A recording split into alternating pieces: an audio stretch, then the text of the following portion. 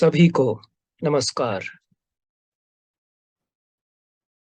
अस्मिता, संघर्ष, राष्ट्रवाद, देश प्रेम और भारतीय होने का अर्थ।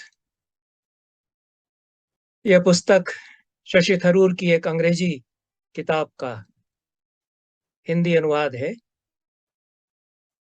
जो इसी वर्ष अभी अभी छपकर आया है।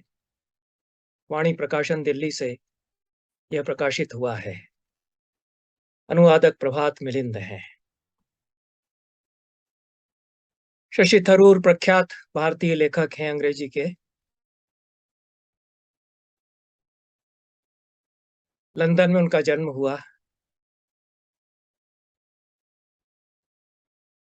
इंग्लैंड में, कलकत्ता में, भारत में और अमेरिका में उनकी शिक्षा हुई।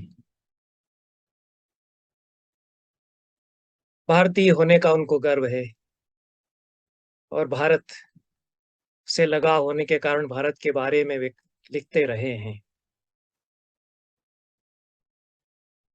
कई किताबें उनकी छपी हैं।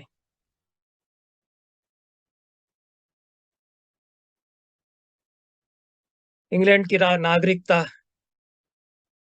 सहज रूप में सुलभ थी उनके लिए, वहीं जन्म होने के कारण उसका विकल्प छोड़कर भारतीय नागरिक बने रहना उन्होंने पसंद किया। संयुक्त राष्ट्र महासंघ में नौकरी उन्होंने की। वहां पर संचार और जन सूचना के उप महासचिव बने। 29 साल उन्होंने वहां काम किया। 2006 में संयुक्त राष्ट्र संघ के महासचिव पद के लिए खड़े हुए। बान की मून को अच्छी टक्कर उन्होंने दी। उस समय अखबारों में और समाचारों में उत्सुकता से हम देखा करते थे, पढ़ते थे उनके बारे में और चाहते थे कि भारत से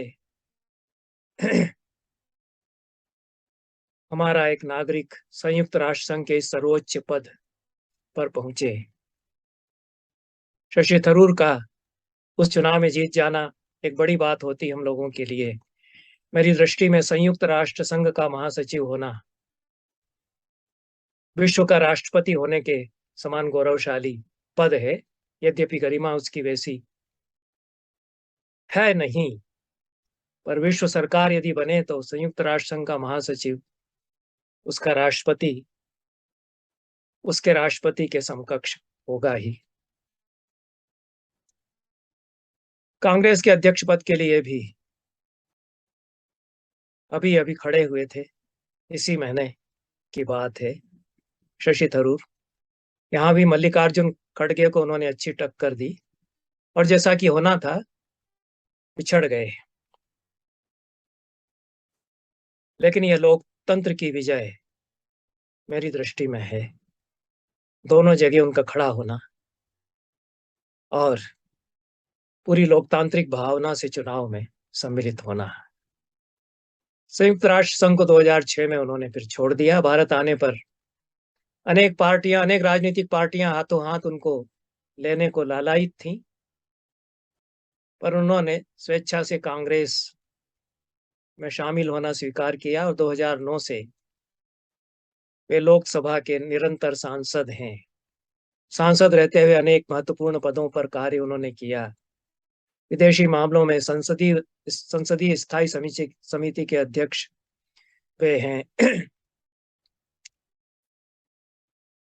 भारत सरकार में राज्य मंत्री भी 2 बार रहे। 2014 में बीजेपी की सरकार आने के बाद सरकार की ओर से उनसे अनुरोध किया गया था कि लश्कर तोयबा के कमांडर जकी उर रहमान लखवी को मुक्त करने के लिए पाकिस्तान की निंदा का एक प्रस्ताव वे तैयार करें, उसका मसौदा वे तैयार करें। ये काम उन्होंने किया। यद्यपि वे विरोधी दल में थे। वे कांग्रेस के प्रवक्ता भी रहे। कांग्रेस के प्रवक्ता रहते हुए उन्होंने मोदी के एक भाषण की तारीफ की जिसके कारण प्रवक्ता के पद से उनको हटाया गया। ये दुर्भाग्यपूर्ण है। मोदी एक बहुत अच्छे वक्ता हैं और जब वो 2014 में जीत कर आए थे तो उनकी वक्तृत्व कला का सम्मान किया जाता था। बाद में तो सारी गरिमा और शालीनता की सीमाएं लांघ करके उन्होंने बहुत खराब भाषा का प्रयोग किया, जो कि निंदनीय है और स्त्रियों के लिए कहीं कहीं। पर उस समय जो भावना थी उनके भाषणों में, उसकी विरोधी पार्टी में रहते हुए यदि कोई तारीफ करता है तो तारीफ के काबिल है और उसको उसी भावना से लिया जाना चाहिए था। ये अपने आप में लोकतंत्र के लिए शोचनीय बात है कि हमेशा, चाहे वो सत्ताधारी पार्टी हो, चाहे वो विरोधी पार्टी हो, हमेशा तलवारें लिए हुए खड़े रहते हैं और अच्छी बातों के लिए भी खाल उधेड़ते हैं एक दूसरे की। राजनीति का स्तर इतना गिर गया है और हम लोगों को चाहिए कि इसकी निंदा करें, चाहे इधर के लोग हों चाहे उधर के लोग हों। देश के लिए दुर्भाग्यपूर्ण है। यदि राहुल गांधी अच्छा काम कर रहे हैं, भारत यात्रा के द्वारा वे जोड़ रहे हैं और जनता उनके में शामिल हो रही है, तो उसकी तारीफ की जानी चाहिए, चाहे वो सत्ताधारी पार्टी के लोग हों और भले ही अंदर अंदर जान रहे हों, लेकिन उसको किसी न किसी तरह से वो छीछालेदर करेंगे। सत्ताधारी पार्टी यदि अच्छा काम करती है तो उसकी प्रशंसा में कोई शब्द नहीं निकलता है कभी विरोधी पार्टी के लोगों से। उदारता खत्म हो गई। स्वार्थ, लिप्सा, सत्ता की राजनीति ने मनुष्यता को नीचे गिरा दिया, मनुष्यता से नीचे गिरा दिया हमारे नेताओं को। वो सारे उसमें शामिल हैं, किसी भी पार्टी का नेता हो, सब उसमें एक तली के चट्टे बट्टे हो चुके हैं। 13 अक्टूबर 2014 को ही कांग्रेस प्रवक्ता के पद से शशि थरूर को हटा दिया गया था। शशि थरूर ने काफी लिखा, अनेक पुस्तकें उनकी प्रकाशित हैं हिंदी में, अंतर्राष्ट्रीय ख्याति के जाने माने लेखक हैं। अनेक अंतर्राष्ट्रीय पुरस्कार, बड़े सम्मानित पुरस्कार उनको प्राप्त हुए उनके उपन्यासों के लिए। कम से कम 4 उपन्यास उनके अंग्रेजी में प्रकाशित हैं। मैंने भी द राइट उनका पढ़ा और भी एक आध उपन्यास मैंने उनका पढ़ा। The great Indian novel, the $5 smile and other stories, कहानियों की किताब उनकी, शो बिजनेस उपन्यास। चर्चित किताब है उनकी भाई आई एम हिंदू, जिसका हिंदी अनुवाद मैं हिंदू क्यों हूँ 2018 में प्रकाशित हुआ, वो बहुत चर्चित भी हुआ है। समकालीन राजनीति का विश्लेषण करते हुए बहुत सारी किताबें उनकी हैं, बहुत पढ़ी जाती है। Reasons of state, India from midnight to millennium, Nehru, the intervention of India, the invention of India, bookless in Baghdad. ये 2003 और 2005 के सालों में उनकी 2 किताबें छप करके आई। The elephant, the tiger and the cell phone, reflections on India, emerging the emerging 21st century power, ये उनके 2007 में छपी किताब है। Shadows across the playing field, 60 years of India, 60 years of India Pakistan cricket, इस पर भी उन्होंने लिखा शहरयार खान के साझे में। Pax India, pax indica, India and the world of the 21st century, ये 2012 में उनकी किताब छपी। और भारत में ब्रिटिश साम्राज्य पर अंग्रेजी में जो उनकी पुस्तक आई वो बहुत ही महत्वपूर्ण है। हिंदी में भी उसका अनुवाद अंधकार काल, भारत में ब्रिटिश साम्राज्य नाम से 2016 में छप करके आया। और उपनिवेशवादी दौर में अंग्रेजों ने कितना लूटा है देश को, बहुत ही प्रखर वक्ता के रूप में उन्होंने इंग्लैंड में ही रह करके अंग्रेजों के सामने, श्रोतृ वर्ग जिसमें वहीं का था, बहुत खरी खरी बातें कही। मोदी पर उन्होंने किताब लिखी है 2018 में, द पैराडॉक्सिकल प्राइम मिनिस्टर। ये किताब अस्मिता संघर्ष, भारतीय होने का अर्थ, राष्ट्रवाद, देश प्रेम और भारतीय होने का अर्थ, पढ़ने लायक किताब है। उन लोगों को तो जरूर ही पढ़ना चाहिए जो उनकी विरोधी पार्टी में हैं। क्योंकि इसमें बहुत असहमतियां और विरोध के मुखर स्वर हैं। बहुत बेबाक ढंग से समकालीन राजनीति की और सत्ता की मीमांसा शशि थरूर ने इसमें की है। 600 पृष्ठों की 600 से ज्यादा पृष्ठों की बृहत्काय यह किताब है, 6 खंडों में। राष्ट्रवाद की अवधारणा, भारत की अवधारणा, हिंदुत्व की अवधारणा, भारत की अस्मिता की पहचान, राष्ट्रवाद के खतरे और आधुनिक भारत की दशा और दुर्दशा, इनका बेबाक विश्लेषण शशि थरूर ने यहाँ किया है। बहुत सटीक बातें भी की हैं। उद्धरणों की बहुलता है किताब में, और सैकड़ों महत्वपूर्ण विचारकों और लेखकों के उद्धरण इसमें दिए हैं। भारतीय लेखकों की पुस्तकों से भी संदर्भ उन्होंने दिए हैं, प्रामाणिक संदर्भ दिए हैं। जिन जिन पुस्तकों के अंग्रेजी में अनुवाद उपलब्ध हैं या अंग्रेजी में लिखी गई हैं, ऐसे भारतीय लेखकों को उन्होंने बड़ी मात्रा में उद्धृत किया है। उत्तर आधुनिक विचारकों को वे खूब उद्धृत करते हैं, आज के प्रसिद्ध दार्शनिकों को वे उद्धृत करते हैं। अनेक भारतीय साहित्यकारों से उनका परिचय है। स्वयं साहित्यकार, जाने माने साहित्यकार होने के नाते शरदचंद्र चटर्जी से संदर्भ वे लेते हैं। हालांकि अंग्रेजी अनुवाद उनके उपन्यासों को पढ़कर भारतीय विचारकों और इतिहासकारों और समाजशास्त्रियों में रामचंद्र गुहा, आशीष नंदी आदि को उन्होंने खूब पढ़ा है। भारतीय राजनेताओं में विपिन चंद्र पाल और सरदार पटेल की ग्रंथावलियां अंग्रेजी अनुवाद में उन्होंने देखी हैं, संदर्भित की हैं इस किताब में। लेकिन थोड़ी सी निराशा होती है, संपूर्ण गांधी वाङ्मय से संदर्भ नहीं दिया गया है। इतनी महत्वपूर्ण किताब है और अच्छा काम भी है। नेहरू की किसी किताब से संदर्भ, जहां तक मैं देख सका, पढ़ सका, इस किताब को पूरा नहीं है। डिस्कवरी ऑफ इंडिया से भी नहीं है। पर यह सत्य है कि शशि थरूर के अध्ययन का दायरा बहुत बड़ा है। यहाँ तक कि सागर विश्वविद्यालय में, उस समय सागर विश्वविद्यालय हुआ करता था, हमारे एक आदरणीय प्राध्यापक राजनीति शास्त्र के हुआ करते थे, प्रोफेसर B.R. पुरोहित। उनकी किताब सागर से ही साथी प्रकाशन से छपी थी, हिंदू रिवाइवलिज्म एंड नेशनलिज्म।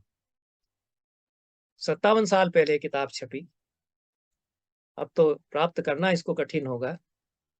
एक बहुत छोटी सी जगह से, छोटे प्रकाशक से छपी हुई किताब, लेकिन इसका संदर्भ वे देते हैं सटीक उद्धरण के साथ, और एक अच्छे अनुसंधानकर्ता का उदाहरण प्रस्तुत करते हुए सैकड़ों शोध पत्रिकाओं, अखबारों आदि में छपे हुए लेखों का भी वे हवाला देते हैं।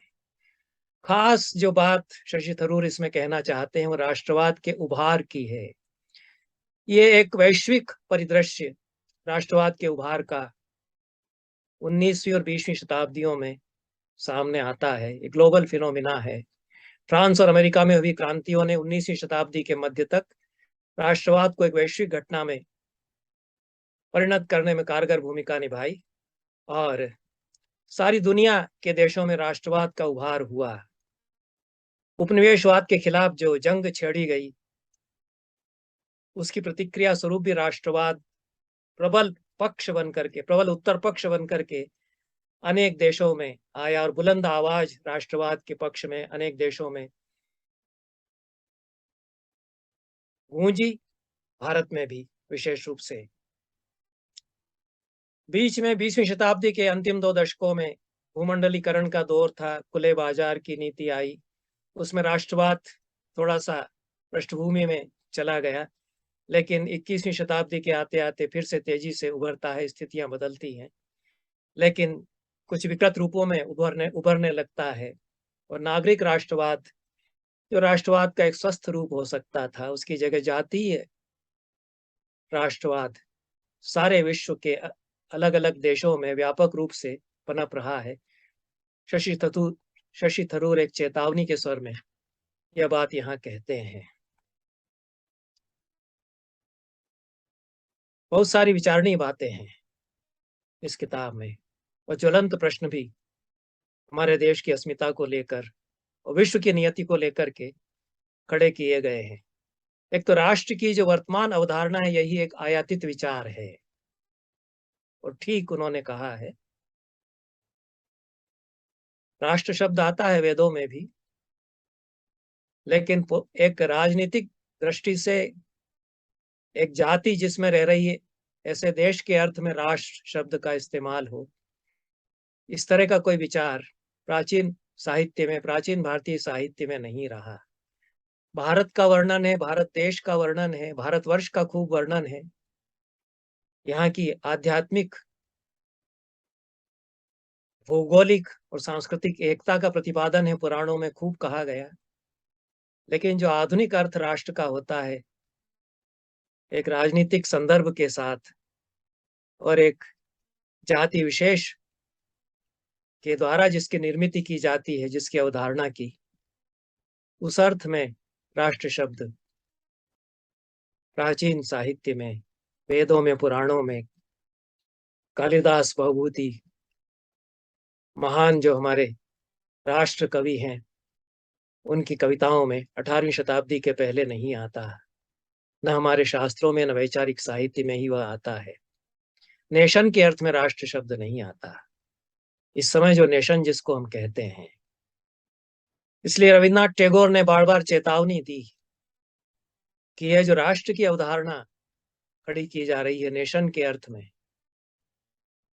यह बहुत चिंतनीय है। और भारत कभी भी राष्ट्रवाद जैसी अवधारणा से प्रेरित नहीं रहा, यह वे कहते हैं।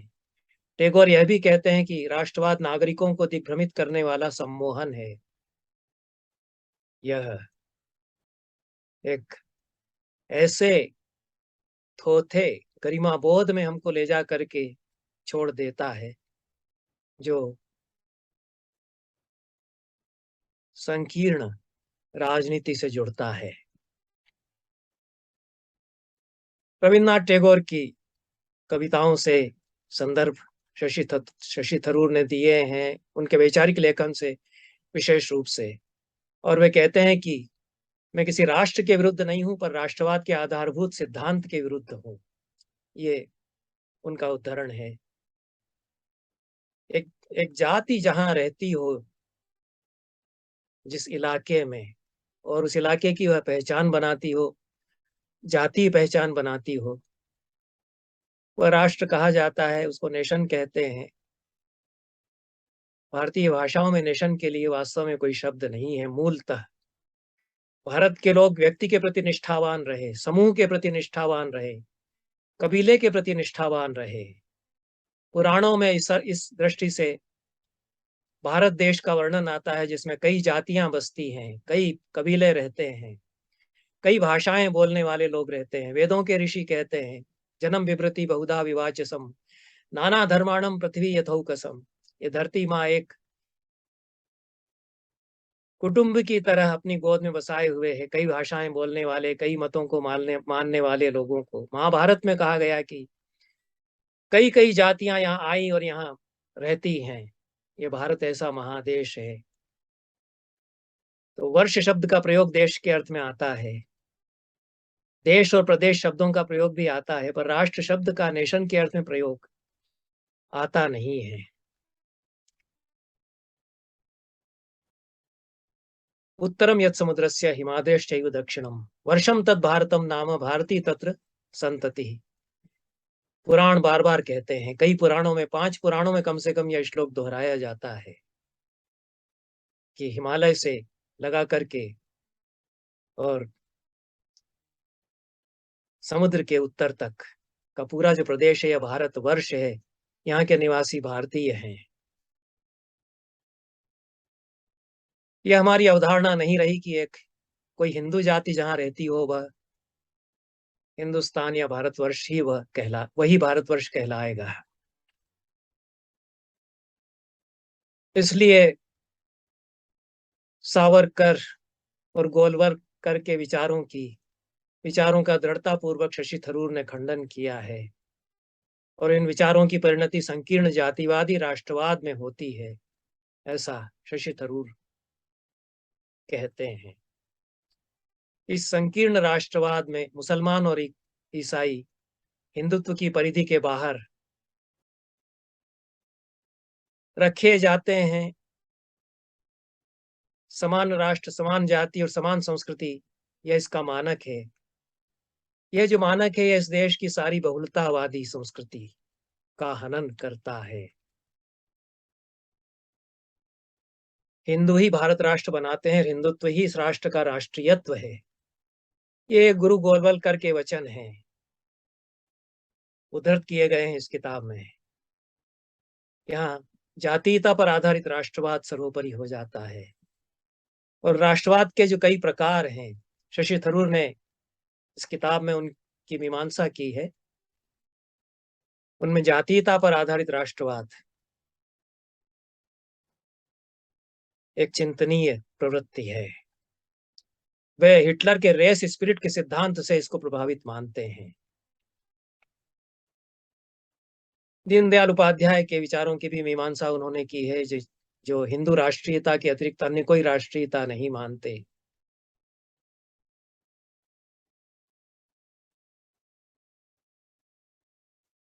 इसी संदर्भ में अनेक राजनेताओं के कार्यों का विश्लेषण वे करते हैं, विशेष रूप से पटेल, सरदार वल्लभ भाई पटेल के कार्यों का भी। एक समय यह भी था जिसके साक्ष्य और संदर्भ शशि थरूर यहाँ देते हैं कि निजाम की जो स्टेट है हैदराबाद, उसका किसी तरह विलय हो जाए भारत में, इसके लिए पाकिस्तान को कश्मीर सौंपने को सरदार वल्लभ भाई पटेल तैयार थे। धारा 370 के मसौदे पर गृह मंत्री के रूप में अंतिम स्वीकृति उन्हीं की मिलना थी जो उन्होंने दी। यह उनके बारे में तथ्य हैं। उनके बारे में यह तथ्य भी है कि दंगों के दौरान मुसलमानों की सुरक्षा के लिए कितनी चिंता उनको थी, और उसका लंबा ब्यौरा शशि थरूर ने इस किताब में दिया है। किस तरह पटेल मुसलमानों की रक्षा के लिए निजामुद्दीन औलिया की दरगाह पर जाकर दुआएं मांगते हैं और चौकस इंतजाम करते हैं। उतने चौकस इंतजाम कदाचित जनवरी 1948 में गांधी जी की सुरक्षा के लिए नहीं किए गए, लेकिन मुसलमानों की रक्षा के लिए उन्होंने बहुत चौकस इंतजाम किए गृह मंत्री के रूप में। इन सारे विवरणों के बरक्स वर्तमान प्रधानमंत्री के उस वाक्य को शशि थरूर उद्धृत करते हैं, जिसमें वे कह रहे हैं कि गुजरात में मुसलमानों के नरसंहार से मुझे दुख हुआ है, जैसे गाड़ी के नीचे कुत्ते का कोई निरीह पिल्ला कुचल दिया गया हो। ये बयान उनका आया था और इस पर बावेला मचा था। हमारी भाषा और हमारी संस्कृति का और हमारे दृष्टिकोण का कितना अधःपतन हुआ है, इस तरह के बयान उसके उदाहरण हैं। बहरहाल शशि थरूर बताते हैं कि ये जातीय राष्ट्रवाद की अवधारणा बहुविध जो राष्ट्रवाद के रूप हैं, उनके बरक्स 19वीं शताब्दी में उभरी। भाषा आधारित राष्ट्रवाद था, धार्मिक राष्ट्रवाद था, भौगोलिक राष्ट्रवाद था, उग्र सुधारवादी राष्ट्रवाद था, नागरिक राष्ट्रवाद था। ये सब राष्ट्रवाद के कई रूप आए और हाल ही में आप्रवासी राष्ट्रवाद का भी उभार हुआ है। इन सभी राष्ट्रवाद के रूपों का विश्लेषण उन्होंने किया है। रामविलास शर्मा के कार्य से शशि थरूर परिचित नहीं प्रतीत होते हैं। उन्होंने महत्वपूर्ण कार्य किया है। जो नेशन की अवधारणा जिस प्रकार से वर्तमान समय में आधुनिक भारत में लागू की गई और उसकी परिणतियों की मीमांसा उन्होंने भी की, उस पर मैं कभी आगे चर्चा करूंगा। रामविलास शर्मा यद्यपि अंग्रेजी के प्राध्यापक रहे और अंग्रेजी में उन्होंने लिखा भी है, पर उनका जो महत्वपूर्ण लेखन है उसका अंग्रेजी में भी अनुवाद होना चाहिए था, जो कि नहीं किया गया है जहां तक मेरी जानकारी है। थोड़ा सा आश्चर्य होता है कि धर्मपाल का भी कोई जिक्र इस किताब में शशि थरूर नहीं करते, जिनका भारत की अस्मिता, भारतीयता की खोज पर महत्वपूर्ण चिंतन 20वीं शताब्दी में हमारे सामने आया। भारत के स्वधर्म और भारत की अवधारणा पर धर्मपाल जिस तरह से विचार करते हैं गहरी समझ के साथ, उसका संदर्भ लिया जा सकता था जब हम भारतीय अस्मिता के संघर्ष की बात करते हैं, भारतीय होने के अर्थ की पहचान करना चाह रहे हैं। और शशि थरूर चूंकि राजनेता हैं और समकालीन राजनीति से बहुत गहराई से जुड़े हुए हैं, इसलिए उसकी मीमांसा बहुत विस्तार से यहाँ की गई है।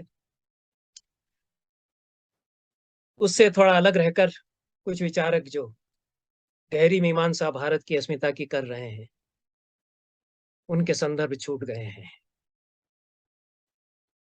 राष्ट्रवाद की कुछ चिंतनीय परिणतियां होती रही हैं। जैसे बृहत्तर भारत का विचार आया,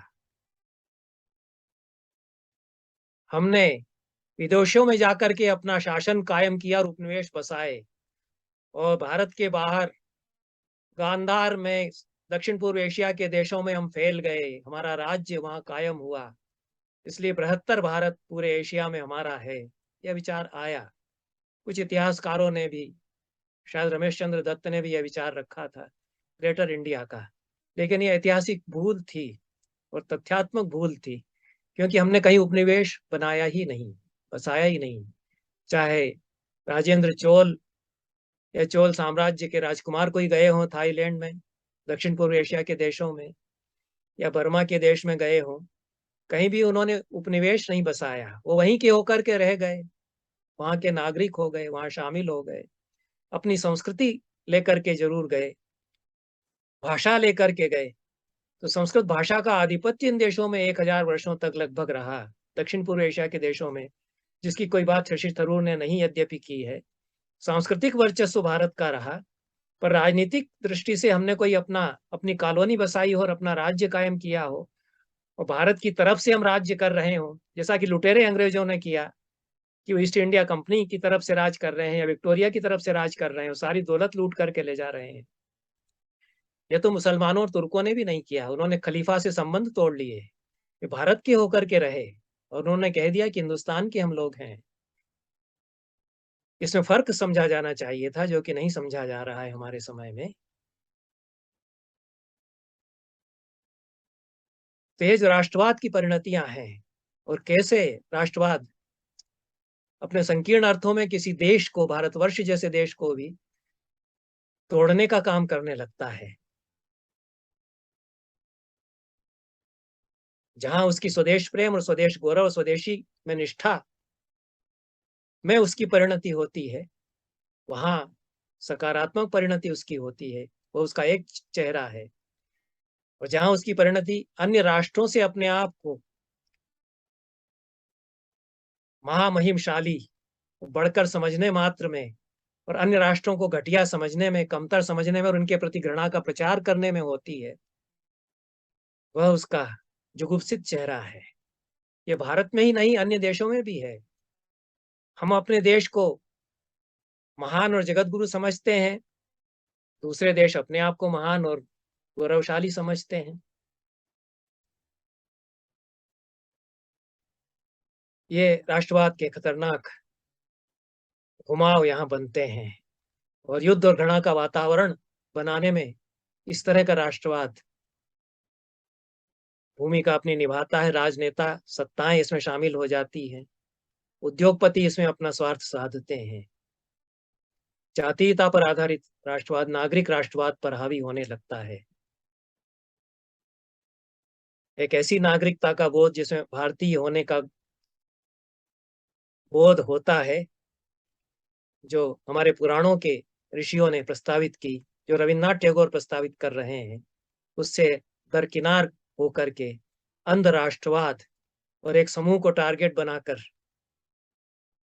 उस पर अत्याचार करना, ये प्रवृत्तियां पनपने लगती हैं। यह अंध राष्ट्रवाद भारत की बहुलतावादी उदार संस्कृति को भी नष्ट करता है, और यह एक खतरा है। भारत की अस्मिता उस बहुलतावादी पहचान में है। आक्रांता यहाँ अनादिकाल से आते रहे, वेदों के काल से, महाभारत के काल में, मौर्यों के काल में, ग्रीक भी आए, उन्होंने अपना राज्य भी यहाँ कायम किया।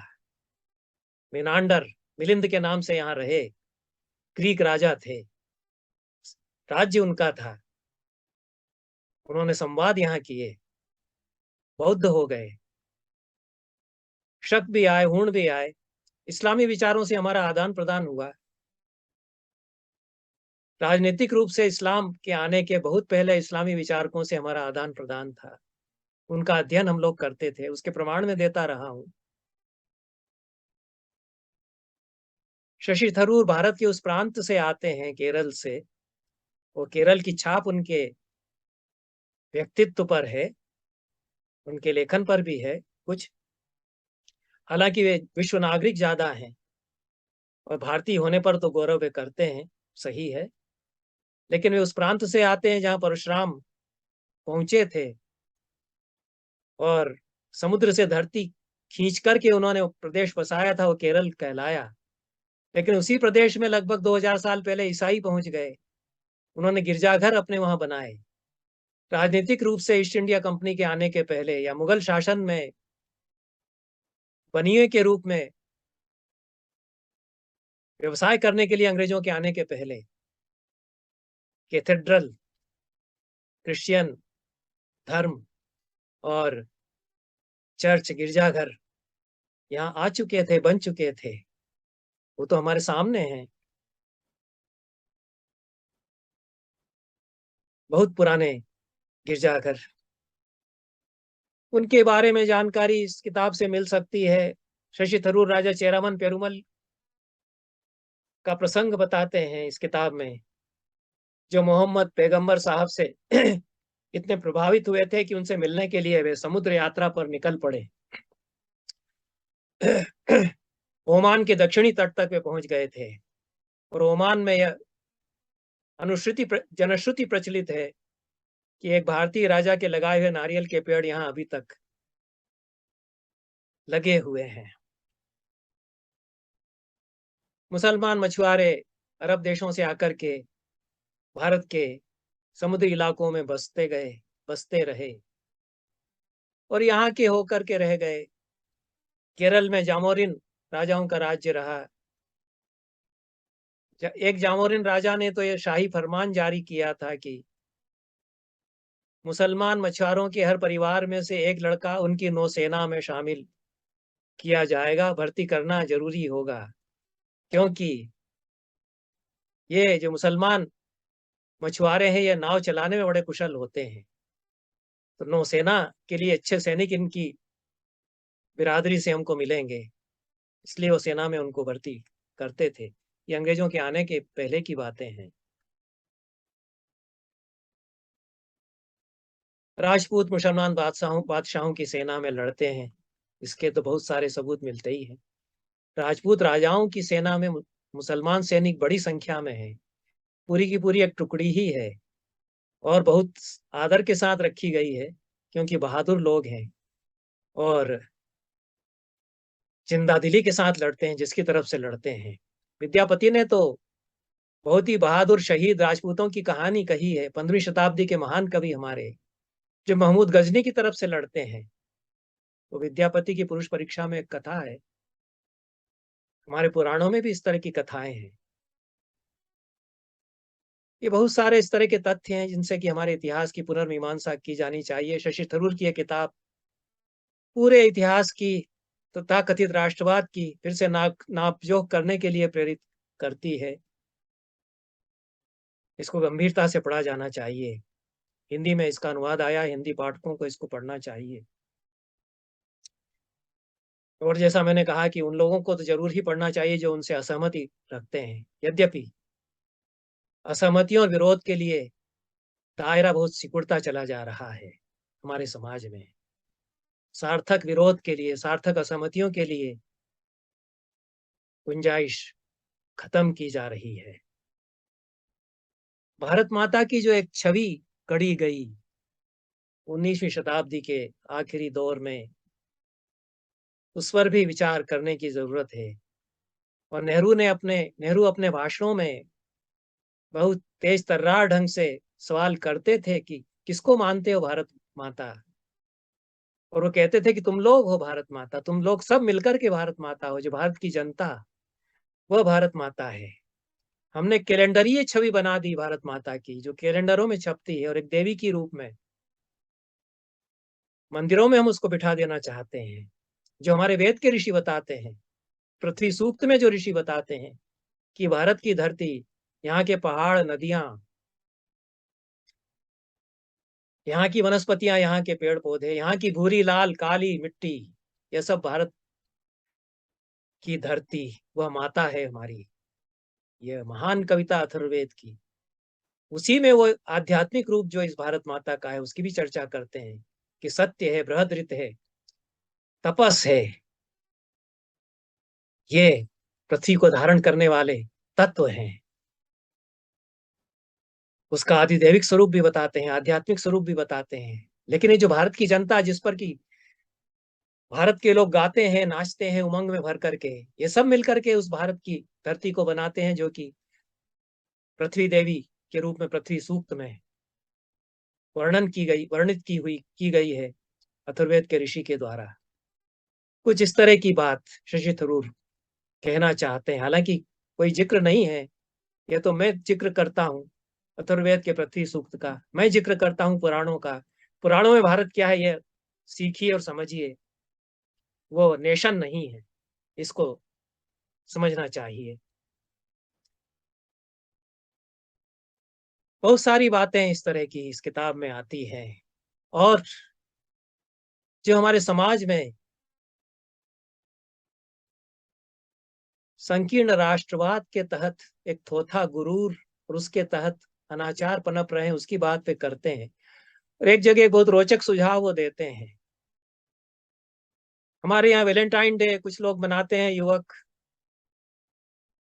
और उसका विरोध बाकी लोग करते हैं, मारपीट भी उनकी करते हैं। पार्क में लड़के लड़की अगर घूमते हुए मिल जाते हैं तो उनको पकड़ करके उनकी पिटाई की जाती है। इस तरह की घटनाएं होती हैं। एक सुझाव शशि थरूर देते हैं कि वैलेंटाइन डे पर लड़के और लड़की को कुछ गुंडे लोग मारते हैं। उनको मान लीजिए समझाया जाए कि प्राचीन भारत में कामदेव के मंदिर थे, कामदेव की पूजा लड़के और लड़की जाकर के करते थे, और उस पूजा के साथ वो खूब आनंद मनाते थे, घूमते फिरते थे। ये हमारी संस्कृति थी। हमारे ऋषि तो इस संस्कृति का गौरव गुणगान करते हैं। हमारे यहाँ तो सावित्री को उसके पिताजी कहते हैं कि जा तू ढूंढ करके ले आ, तेरे लायक जो भी लड़का हो। तू इतनी गुणवती और तेजस्विनी है कि मैं नहीं ढूंढ पा रहा हूँ तेरे योग्य लड़का, तो तू चली जा। सावित्री जाती है और सत्यवान को खोज करके लाती है। हमारे यहाँ तो बहुत होता था ऐसा। तो जो पढ़े लिखे लड़के लड़की हैं, जो समझदार हैं, और उन मूर्ख लोगों से तो बहुत ज्यादा समझदार हैं, जो कि उनको हाथ पकड़ करके खींचते हैं, घसीटते हैं और पीटते हैं, इनको भारतीय संस्कृति का कोई ज्ञान नहीं है। वो गुंडे लोग वो हैं। उनको ये सब बातें बताई जाए, मान लीजिए उनको बताया जाए कि हमारी जो आदिवासियों की संस्कृति है वो बड़ी संस्कृति रही है। उनकी भाषा, उनकी संस्कृति, उनका ज्ञान, उनकी देशज परंपराएं, वहाँ उसकी चर्चा शशि थरूर यद्यपि नहीं करते हैं, लेकिन वहाँ यह कहा जा सकता है कि घोटुल नाम की संस्था वहाँ रही है। वहाँ लड़का और लड़की जैसे ही बड़े होते हैं तो उनको कह दिया जाता है कि घोटुल में चले जाओ, रात भर वहाँ बिताओ, एक दूसरे को पहचानो, जानो, बात करो। कई लड़के लड़कियां साथ में वहाँ रात बिताते हैं। वह भी एक संस्था रही है, और बड़ी सांस्कृतिक संस्था एक रही है, बहुत महत्वपूर्ण संस्था वह रही है। पूरी जाति की पहचान बनाने में उस संस्था का योगदान रहा है। इस तरह की संस्थाएं हमारे यहाँ बहुत रही हैं। हमारे समाज में ये बहुलतावादी समाज है, जहाँ ऐसे भी समाज रहे जहाँ लड़कियां लड़कों को बारात ले जाकर के लेकर के आती रही। यह भी एक समाज रहा। कई तरह के समाज हमारे यहाँ रहे। महाभारत में इस तरह के समाजों का जिक्र है। शशि थरूर इस किताब में यह सवाल उठाते हैं कि इस राष्ट्रवाद से देश प्रेम कैसे भिन्न है। देश से प्रेम करना और राष्ट्रवादी होना, ये अलग अलग बातें हो सकती हैं। राष्ट्रवाद हमें देश प्रेम की ओर भी ले जा सकता है, देश प्रेम से, सच्चे देश प्रेम से दूर भी कर सकता है, और इस तरह की संकीर्णता हमारे में पैदा कर सकता है कि हम देश का नुकसान करने लग जाएं। देश एक भूगोलिक क्षेत्र ही नहीं, वह एक विचार है। देश प्रेम देश के आध्यात्मिक स्वरूप से लगाव है, न कि देश की सरकार से या उसके शासक से। या उसकी सत्ताधारी पार्टी से। अक्सर ये होने लगा है कि सरकार से लगाव होना, सत्ताधारी पार्टी से लगाव होना देश प्रेम का पर्याय माना जाने लगता है। इस अर्थ में वेद और पुराणों के ऋषि और मुनि परम देश प्रेमी हैं, पर वे संकीर्ण अर्थ में राष्ट्रवादी नहीं हैं। इसीलिए रविन्द्रनाथ टैगोर, जो कि इस राष्ट्रवाद के कटु आलोचक हैं, उनका गीत हमारा राष्ट्रीय गीत माना जाता है,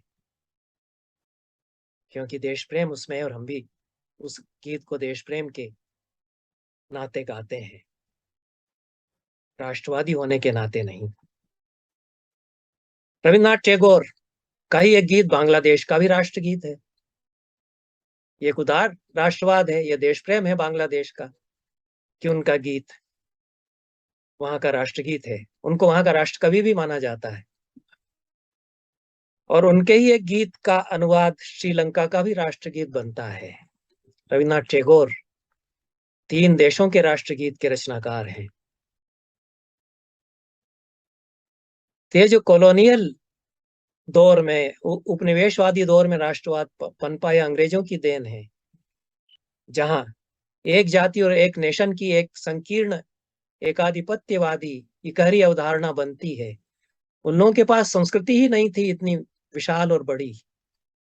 वो संकीर्ण विचार लेकर के आए, नेशन का, जाति का, रेस का, नस्ल का, और हिटलर ने उसको और हवा दी, और उससे हमारे यहाँ जो राष्ट्रवाद पनपा, उसकी क्रूर और हिंसक परिणतियां होती हैं। मुसोलिनी में, हिटलर जैसे तानाशाहों में, नाजीवाद और फासीवाद में भी वह परिणत होता है। हमारे यहाँ भी उसके खतरे हम महसूस कर सकते हैं। देश प्रेम, सह अस्तित्व और मानवीय मूल्य और वैश्विक सौहार्द का भाव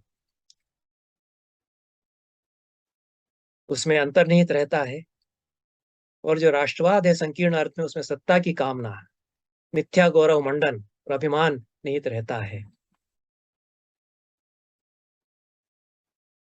शशि थरूर चूंकि सारे इस परिदृश्य में हैं, राजनीतिक परिदृश्य में, बड़ी भूमिकाएं भी उन्होंने निभाई हैं संयुक्त राष्ट्र संघ में, और हमारी लोकसभा में भी विदेशी मामलों के संसदीय समिति के अध्यक्ष के रूप में भी उनकी एक भूमिका रही है। इसलिए वे राष्ट्रवाद के संदर्भ में सारे वैश्विक परिदृश्य को देखते हैं, और भारतीय परिदृश्य से भी वे अच्छी तरह वाकिफ हैं। वे बहुत सारे उदाहरण समकालीन इतिहास से प्रामाणिक साक्ष्यों के साथ इस तरह के देते हैं, जिनमें बड़ी दारुण परिणतियां इस संकीर्ण राष्ट्रवाद की हुई, और कितने कितने लोगों पर अनाचार, अत्याचार हुए, और वे बहुत आंखें खोल देने वाले उदाहरण हैं। वे इसी किताब को पढ़ करके समझे जाने चाहिए। ये बात भी इस किताब में उठाई गई कि देशद्रोह की कानून की जो धारा है 124A, उसके अंतर्गत अंग्रेजी राज में बाल गंगाधर तिलक, एनी बेसेंट, सरदार भगत सिंह और महात्मा गांधी पर देशद्रोह का मुकदमा चलाया गया था। उसी कानून की, उसी 124A की धारा के अंतर्गत कन्हैया कुमार को भी गिरफ्तार किया जाता है, बहुत सारे हमारे नौजवानों को गिरफ्तार किया जाता है, और सालों साल वे जेल में बिना मुकदमों के इस तरह के लोग पड़े रहते हैं। ये अनेक इस तरह के प्रश्न इस किताब से उठते हैं। अनुवाद अच्छा किया है जिन्होंने अनुवाद किया है, सुपाठ्य अनुवाद है। कुछ 2-4 जगह पर चिंतनीय भाषा हो गई है। सिंधु को अंग्रेजी में उन्होंने इंडस लिखा होगा शशि थरूर ने, और उन्होंने शायद ये कहना चाहा था कि सिंधु से हिंदू और हिंदुस्तान ये नाम पड़ता है। उस वाक्य का अनुवाद करते हुए अनुवादक ने लिख दिया है कि इस देश का नाम भारत की एक नदी के नाम पर रखा गया है जो पाकिस्तान में, इस देश का भारत नाम एक नदी के नाम पर रखा गया है जो पाकिस्तान में बहती है। तो इस देश का भारत नाम तो किसी नदी के नाम पर नहीं रखा गया है। इस वाक्य से गलतफ़हमी हो जाती है। शेष किताब बहुत ही रोचक है। हिंदी अनुवाद में वो पढ़ने लायक किताब है हमारे समय की। मैं समझता हूँ कि एक ज़रूरी किताबों में से एक है। बहुत-बहुत धन्यवाद सभी को। पुनः नमस्कार।